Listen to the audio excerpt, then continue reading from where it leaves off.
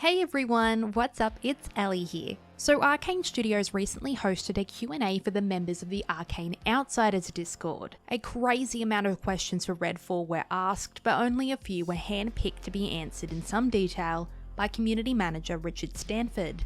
Let's go through these questions and answers one by one to see what new things we have learnt about the upcoming title from Arcane. First up, we have a question from Celine who queries about crossplay. Being an online hosted game with an optional co-op, this is incredibly important to players who want to connect with their friends. Particularly friends who tend to play on other platforms because, let's face it, with the cost of building computers or purchasing the latest consoles, it's just not viable to assume everyone has every console available at their fingertips. Crossplay is an amazing way to counteract that, and can even be a tool for connecting and growing communities. Excitedly, the answer is that crossplay will be available to us, which is great to hear. This next question is wondering about character customization and unlockable items.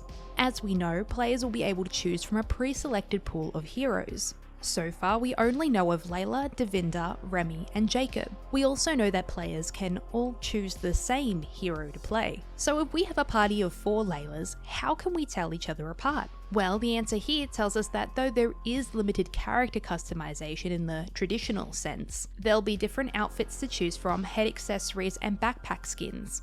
So while we can't recreate ourselves into the game, we can very much make the character our own by unlocking all of these cosmetic items through gameplay, with the exception of the pre-order exclusives. It's also great to hear that it will be possible to earn all of these by actually playing the game, again with the exception of the pre-order exclusives. Our third question asks about how they've implemented multiple pathways into Redfall as they have in previous Arcane games. Probably most likely referring to the Dishonored series, we have decisions to make in those games that determine our consequences and the overall narrative of the game. It gives players a chance to make the story somewhat their own rather than just following the static line of events. This is something that would probably be quite hard to implement into a game like Redfall, specifically consequences. However, there are other ways that Arcane games give their player some freedom and choice in how they complete their missions, and we saw this in Deathloop most recently. Little things did affect the environment, but it was more focused on giving the player different ways to approach eliminations while still being a puzzle players had to figure out. In Redfall, it seems that it will be similar to the way that Deathloop was constructed. With the world being open, we can choose to traverse objectives in various different ways, which will expose players to different encounters at different times. And you also don't always have to take on a given objective in a particular order. This statement's probably in regards to actually making moves to eliminate the vampire population in Redfall and taking back the town, which can be done before and after the main questline is completed. So though we won't be in charge of our own fates, we still have an amount of freedom with how we can move through the game, probably more so than any other Arcane game, as this has previously been bottlenecked by levels and segments of the day. The fourth question asks if we can unlock the entire skill tree, or if we will have to make some hard decisions and specialise. It's always nice when you can complete a skill tree entirely. I personally love working towards being the most OP I can be in a game as I continue to progress and level up. However, you will not be able to do this in Redfall. We will have to make those tough decisions and choose how we want to progress our skills. It isn't all bad, we will have the ability to have multiple characters to build and choose to play, so you won't be completely locked in as you skill up. The next question is actually from me. I was shocked when I saw the use of a ladder in Redfall after so much focus on, well, avoiding the use of ladders in Arcane games, so I posed the question. The answer is quite simple. It just didn't suit the playstyle of certain characters. Not all of them have an easily accessible way to traverse the world. Only Layla and Devinda have abilities that help them get into those tricky spots, so having ladders was more for the players who didn't have access to those abilities or who wanted to use something a little bit more discreet. The decision still somewhat surprises me. Though games like Dishonored and Deathloop were not mirrors of the real world and Prey was in space, Prey also prided itself on the absence of ladders. There was always a crafty, creative solution, a way to climb using pieces of the environment, an ability, a weapon, upgraded jumps, etc. A fan actually tweeted out to Harvey Smith after spotting a ladder for the first time in the released Redfall gameplay trailers, asking specifically about the Pillar of Arcane hanging in the studio stating, "Fuck ladders." Harvey simply responded stating that someone literally wrote "try ladders" over it. and so they did, and time will tell how it will go. This next question asks if some weapons will be restricted to specific characters. I believe we have touched on this previously, but it is confirmed that any weapon will be accessible to any character. However, heroes will have an affinity to a particular weapon, which will be represented in their skill tree. This makes sense because even though we've seen all the characters wielding a mix of weapons, we know Jacob is the sniper, Devinder has his anti-vamp weapons, Layla usually rocks a shotty, and Remy is a pistols and grenades type of gal. It's good to hear that we won't be restricted to those builds though. Here we actually have a great question, essentially asking if the day/night cycle will affect how players progress in the game. As we know, there will be a day and night cycle in Redfall, which by reading this answer will mean that there will be a minor difference in the enemies that we encounter and what those encounters will look like.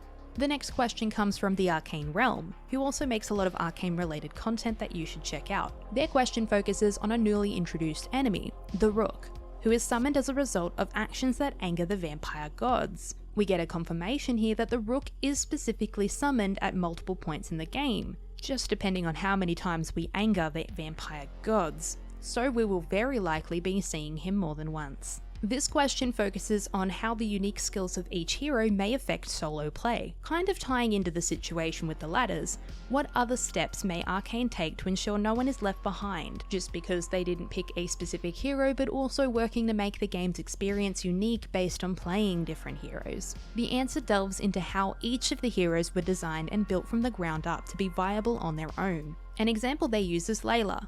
Layla's powers were designed with Layla in mind on her own, and then they looked at how that experience could be extended with other players.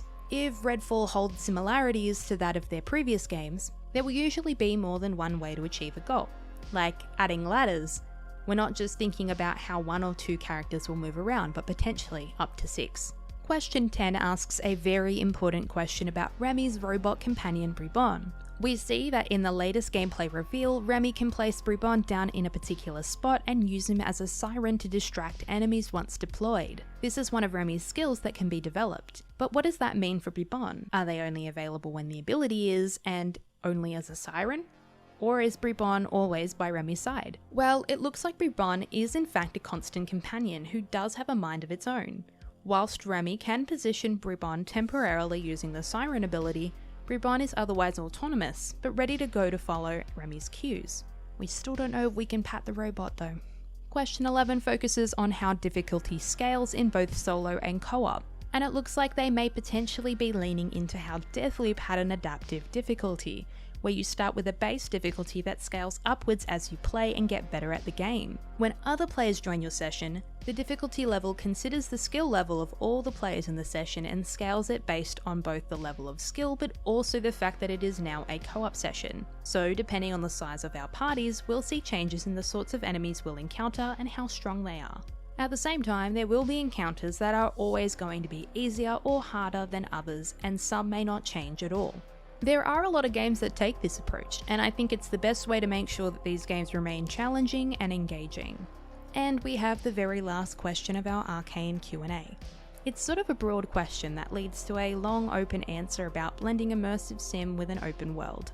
The answer discusses how they've had to let go of some previously held pillars of Arcane to accept changes that create games like Redfall, though there still seems to be a focus on handcrafting as many encounters as possible, as the team has worked on developing systems that allowed them to up the scale of their design. And that's something we've seen before from Arcane. They continue to hold strong to their commitment to creating deeply immersive narratives, whilst continuing to broaden their scope and capabilities and take it to the next level. We saw this in Dishonored 2, where Arcane created the Void engine so that they could push the boundaries in every corner, and expand the game 3 times the size of its first.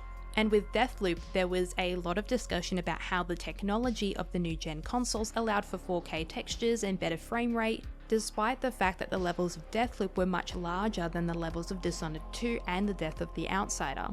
And regardless of which studio worked on which games, Arcane Studios as a whole seem to always be pushing the boundaries where they can to continue to provide games at the highest quality while still preserving the things we love the most about them. And that's it. It was a little surprising that they only answered such a short few, There really were so many intriguing questions that I would have loved to see answered, but there really isn't too much longer until the game is available at our fingertips, and in my opinion, they've done really well with the build up to Redfall despite the delays in release. It was only 2021 that the game was announced. I feel like I already know just so much about the game. Thank you all so much for watching. I honestly don't expect many more insights into Redfall with its release less than 3 months away. However, stay tuned because there may or may not be at least a little more to go, and I'll be there, ready and waiting. Make sure you leave a like, and if you enjoyed, make sure to be subscribed for my next round of Redfall content. I'll see you next time. Bye!